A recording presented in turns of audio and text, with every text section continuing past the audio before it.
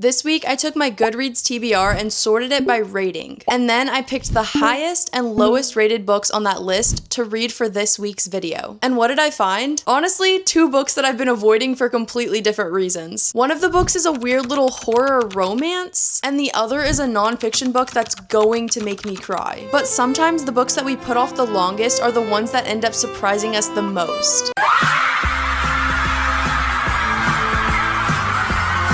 So here goes nothing. But first, let me go to the library.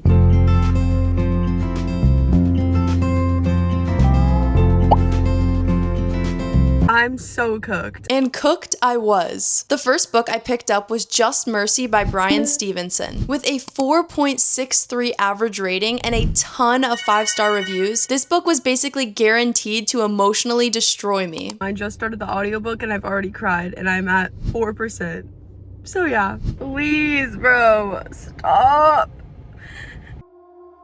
I'm only 28% through. This is such a hard read, I'm not gonna lie. This is such a hard read. I sound like a white savior being like, there's so many injustices, but like genuinely, this book makes it painfully obvious that there are so many injustices in America that we have yet to address. My God, like what the hell? I'm finally here with a hopefully articulate summary for Just Mercy by Bryan Stevenson. As you've seen, I've been crying a lot this morning. I cried so much that I gave myself a headache. So if that doesn't explain how emotionally impactful this book is, I don't know what will. This is a book about the corruption in the American justice system due to racial discrimination. Bryan Stevenson is a lawyer who moves to Alabama to start up a nonprofit law office so he can defend the wrongly convicted who have been sentenced to death. And like I said, this is a nonfiction book. So everybody that we read about in this story is a real human being, a real person who has been convicted to die, who has family members, who has friends, who has passions and interests, who is a real member of society, who is sentenced to be killed because of a crime that he didn't commit. And I say he because every person that we've read about so far is a man or a boy, and more specifically, they are a black man or boy. I truly think the power in this book is that these are real stories and real cases that Stevenson has worked on himself.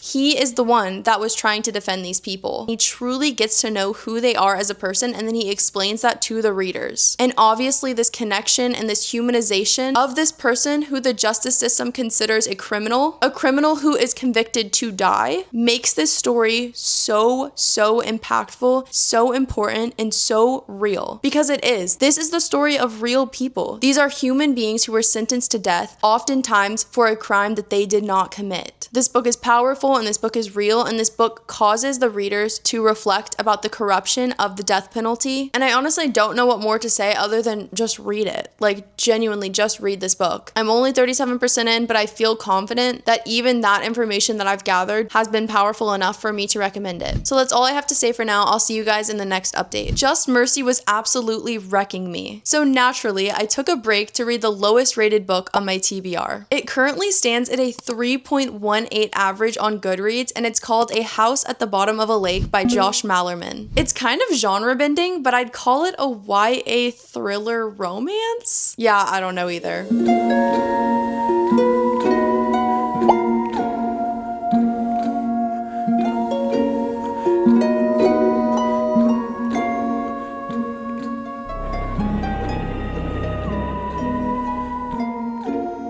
I started A House at the Bottom of a Lake yesterday and I finished it this morning. It was such a quick read. I definitely spent less than 3 hours finishing this book. It's just under 200 pages, so it's super quick to get through. And especially because it's a thriller, you just simply have to know what's gonna happen, so you just keep consuming the pages. And the chapters are quick. It just overall went by really fast, and I did enjoy it. But I will say that Josh Malerman has written one of the only thrillers I ever recommend to people, and that's Bird Box. So my expectations were really high whenever I went into this book, and although I liked the book, I ultimately didn't love it. In this book, we're following 2 17-year-old kids named James and Amelia, and they are going on their first date. And for their first date, they decide that they're going to canoe across the lake. But when they do this, they discover that there's a second lake that is much more beautiful than the first. But at this lake, they find that there's a secret tunnel, and when they transverse through this tunnel, they find a third lake. And it's at this third lake that they discover there is a house at the bottom of it. A house, a fully intact home at the bottom of the lake. So of course, they have to investigate. So from that point forward, we're following these two teens as they swim down to the bottom of the lake to investigate this seemingly abandoned home. But as it says on the back of the book, just because a house is empty doesn't mean nobody's home. So yeah, that feeling that you just felt, that uncomfort, that unease, that's present throughout the book. And that, along with the quick pacing, makes getting through this book so easy. So if you're in some kind of slump, I would recommend this book, but overall, I'm gonna give it a 3 out of 5 stars because I ultimately wasn't super satisfied by the conclusion, which I'm obviously not going to tell you because I don't want to spoil anything. So if the summary sounded interesting to you, I would still recommend that you read this book, but just keep in mind that the ending might not be completely satisfactory. So as you guys know, this was the lowest rated book on my TBR, and on Goodreads, it's a 3.18. I feel like it makes sense that as a whole, most people would rate this book a 3-star. And that doesn't mean it's a horrible book. There's just some things it could work on to be better.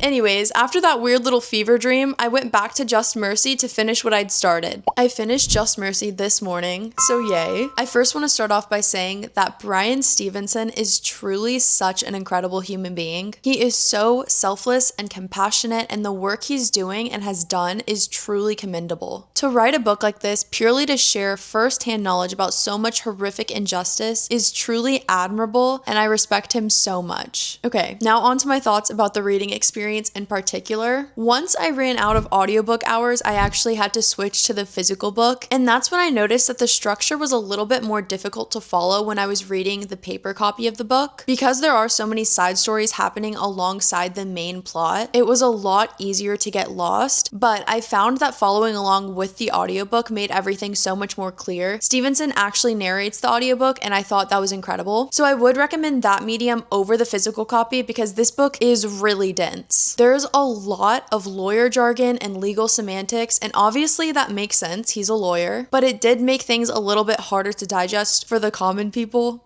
like me. And the only reason I even bring that up is because I think books like this are so important, primarily for the people that might not agree with the perspectives inside. But because the writing gets so technical at points, I feel like the people that would most benefit from reading this book would probably struggle to get through it. And that's a shame. But overall, I would rate this book a 4 out of 5 stars because it's truly an incredible story with such a powerful message. And I'm honestly just so happy that it even exists. So as you guys know, this book was the highest rated on my TBR list with a rating of 4.63 out of 5 stars, and that's an incredible rating, and I think it's truly deserved. So the highest and lowest rated books on my TBR honestly felt incredibly accurate, and although I'd been putting them off, I'm so happy that this video made me read them because I really enjoyed them. I officially challenge you to read the lowest book on your TBR and let me know what you thought of it in the comments below. Thank you guys so much for being here. Please come back next week. It's gonna be so fun, and I'm gonna miss you if you're not here. Bye!